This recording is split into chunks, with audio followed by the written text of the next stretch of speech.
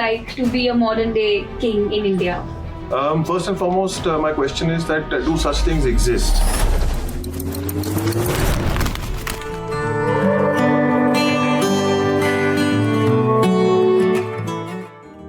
Royal families in India were stripped of their privy purses and privileges in 1971.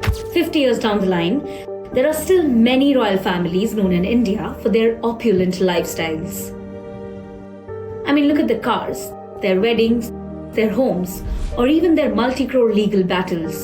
What's even more fascinating is what they say or what they do still make news. Without titles or any defined power or position, why should it matter what these erstwhile royals think about news events or ongoing controversies? And yet, it does. But why and how are modern-day royals making a living and staying relevant in India today? Brut spent a day at one of the oldest and wealthiest royal properties in India, the city palace of Udaipur.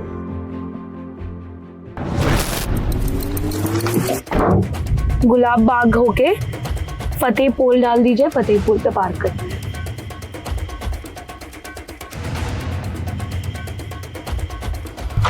Ji sir, please थोड़ा रास्ते में horn मत बजाना। Okay okay sure. ऐसे आपका दे दिया गाड़ी, वहाँ तक जहाँ पार्किंग है वहाँ आपको गोल्फ कार मिलेगी। जी okay, thank you so much sir.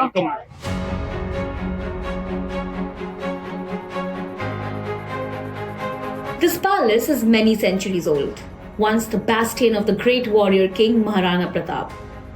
A part of the palace is open to the public for a glimpse into the history of the Mewar dynasty. Another part is still inhabited by the royal family. And this part of the palace is called the Shiv Niwas, now a luxury hotel property. It is here that in 1961, the monarchs of Britain, Queen Elizabeth and Prince Philip, spent 2 days. They were visiting the then king of Udaipur. You might have also seen the palace in the 1983 James Bond movie.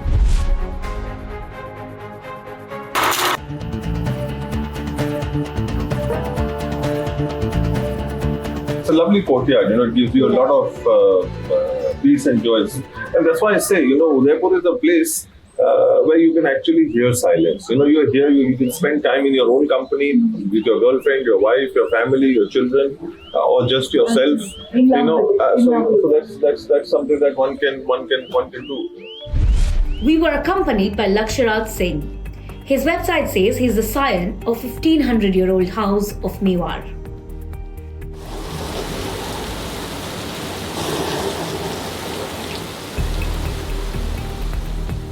Today, a room at the property starts from 9,000 rupees and goes up to 45,000 rupees per night.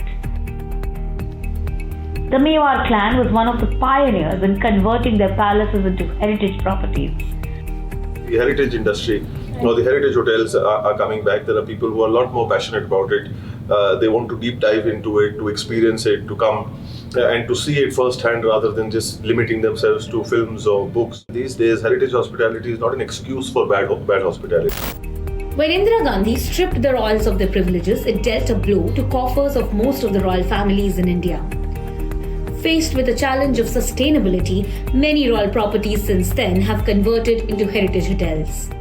The greatest ideology, thought process and interest has been to be able to get the money back and to put it back into the property and to make it sustainable, keep it alive. And I think the important part of it is the fact that, again, something that my father believes in and has been doing is living heritage. It's not a dead monument.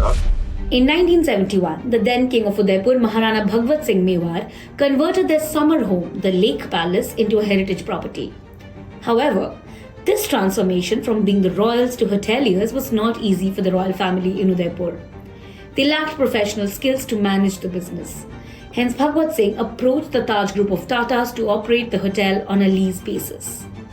Don't you think there is still an obsession about living like luxuriously, like the royal life, which is also attracting certain sections? No, definitely. It's not something that I don't like. It's just something that I would want to put in perspective. Madam, आप देखिए ये कितना royal कपड़ा है. इससे ज़्यादा अच्छा आपको मिल नहीं सकता.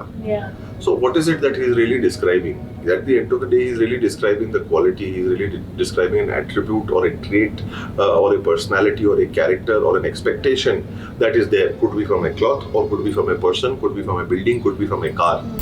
An image of Sudha Murthy bowing down to a royal family sparked a debate whether earlier forms of showing respect or symbols of hierarchy still exist in the world's largest democracy. Sort of archaic protocols still in place in the royal families in India? There's a general respect that I think is exceptionally important mutually. Right. It's not something that is a one-sided segment. This is something that needs to be being aware of both ends. And I think giving and taking respect, I think, is a beautiful gesture for humanity. Beyond philanthropy and hospitality, the other ways that several royals across the country are striving to stay relevant are heritage and environmental conservation, the age-old practice of joining politics, or diving into the entertainment industry. A democratic India may have relegated royal titles to the past, but there are many erstwhile monarchs who continue to draw inspiration from their heritage to find relevance, revenue, and respect.